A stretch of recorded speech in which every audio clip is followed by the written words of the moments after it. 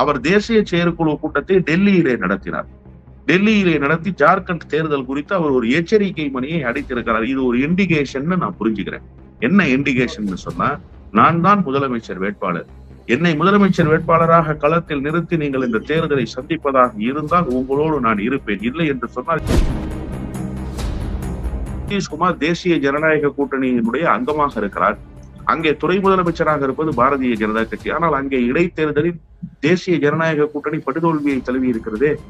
அப்ப அதிகாரம் கையில் வைத்திருக்கிற இடங்களில் கூட மக்கள் உங்களுக்கு சம்மட்டி அடி கொடுக்கிறார்கள் என்று சொன்னால் இந்த மக்கள் தெளிவாக சொல்கிறார்கள் ஒரு செய்தியை.